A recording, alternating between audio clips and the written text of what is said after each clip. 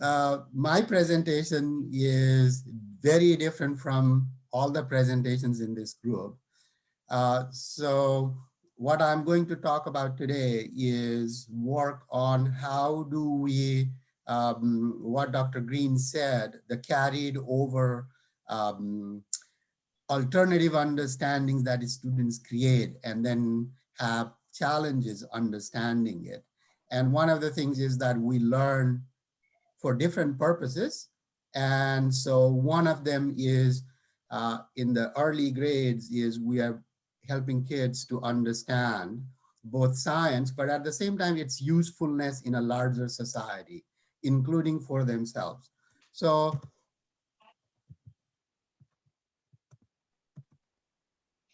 one of the, there are a couple of assumptions. One is we don't have enough science or STEM teacher leaders in schools. And so what happens is that a lot of policies and guidance in schools tend to be dominated by teachers who are generally, I'm not accusing them, generally they are from arts and social studies. So what that does is that we lose a lot of leadership to enhance STEM education.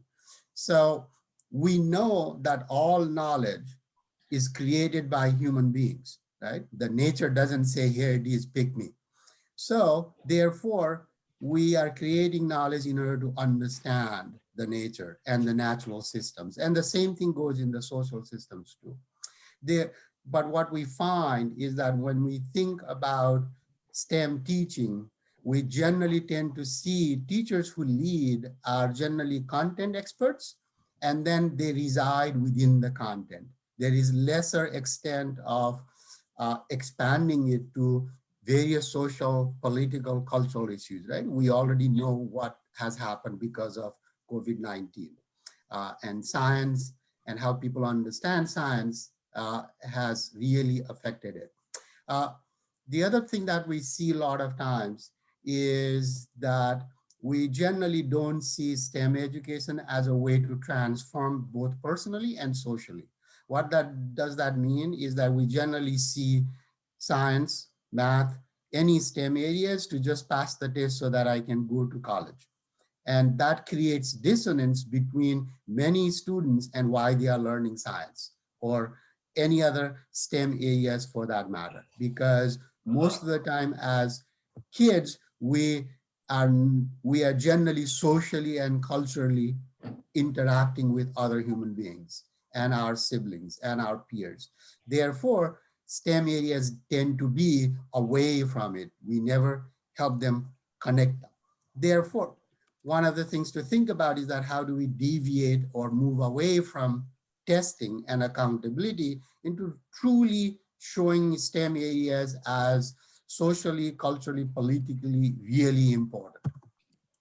A couple of things I want to talk about is if we think about social consciousness and political consciousness, then we have to think about STEM teaching, and the leadership within that is to think about knowledge is always created by socio-cultural interactions, right? We don't live in isolated context. Whenever a teacher, for example, Dr. Green teaches me, I'm interacting with Dr. Green in social and cultural context. I'm not interacting with him or Dr. Vale or for other teachers in a vacuum, right? Science has its own culture and we are teaching that.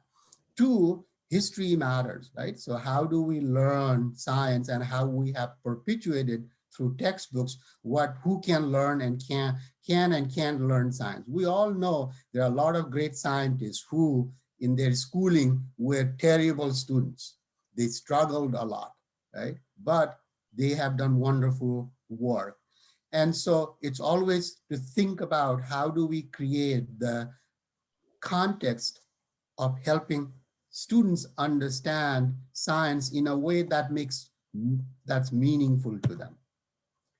So when we think about social and political consciousness in the context of STEM teaching and learning and leadership is that we want to make sure, especially for teachers, is to say that how do we incorporate social and personal challenges and issues within society. So for example, if a city is building a bus route, right, we can basically help students learn, here is Newton's laws of motion, right?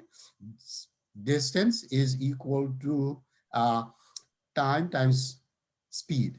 And from that, we can say how many stops do we want? Which route do we want? These are political decisions, but we can use science to help students question those ideas.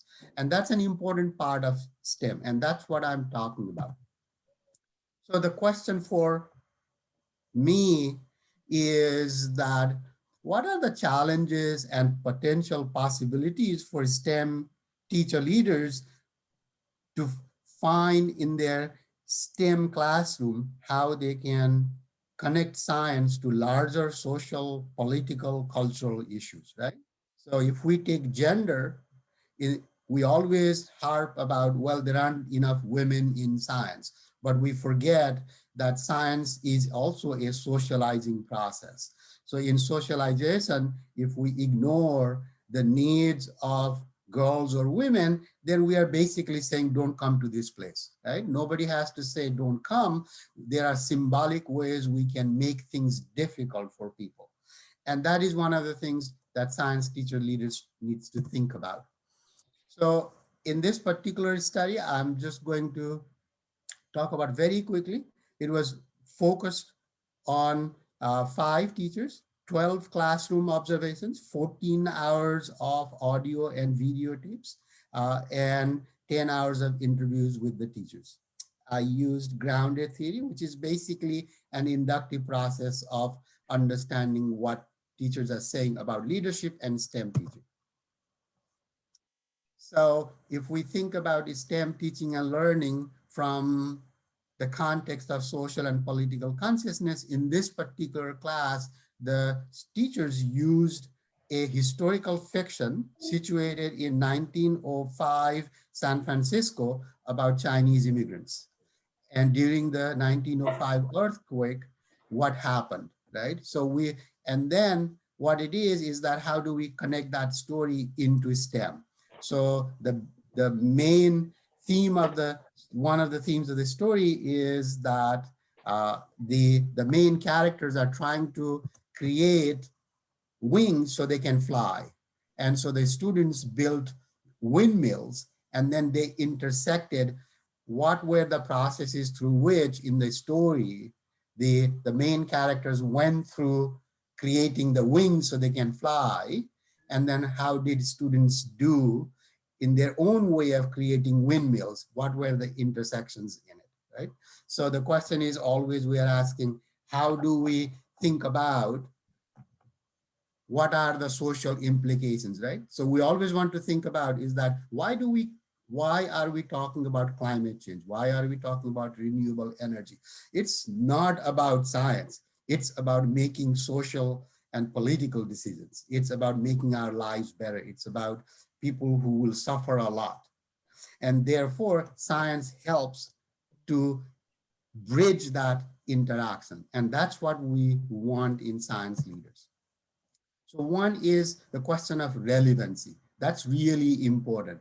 I can teach quantum physics as long as I want. If it has no meaning to students, it doesn't matter how great that idea is. Nobody cares about it. And so the question is, how do we make science relevant to students? Therefore, the leaders in the school have to be aware that any science topic we teach, it doesn't have to be in every single idea, but in general, how do we make it relevant to students that we are interacting? That means we have to make science local, right? We can't talk about science as objective knowledge. We know it's not objective, right? Because we all apply a theory to observe something. Once we apply a theory, that means we are already biased towards that. We see those things. Therefore, we have to also think about how do we help students understand this relevancy of what they are learning. And one of the great place to do that is climate change and health issues. Those are very personal things. And if we think about in the context of COVID-19, it's even more important. How do we engage people in it? Therefore, we want to have that conversation early on. Second, a lot of times what happens in schools is that no matter what change we want to bring, if the leadership in the school, especially the principals, are not on board, then teachers are not going to do that. If a school wants the test scores to be really high, then we will not see any meaningful connections between the students and the science they are learning. Therefore, they are left on their own devices. So the leadership also has to be aware that what teachers are trying to do is really important part of it. Three is that there has to be willingness to embrace different local issues within the context of science, right? Whether it be food deserts, whether it be about food scarcity, whether it be about climate change, whether it be about less food production because of drought or irregular rain. Those are issues that science can really leverage and help students learn and build leadership among teachers. So finally, what is it about, right? At the end of the day, why we want to have teacher leaders in schools? Why do we want to connect science to social, political, cultural issues in it? One is that we want people to learn because we want them to be socially conscious, right? It's not just about going in the lab and playing with chemicals. It's about what does that mean to the larger society and especially to the person who's doing it. Two is that we want to be creating curriculum and content that's socially and culturally relevant to the context in which we are teaching, right?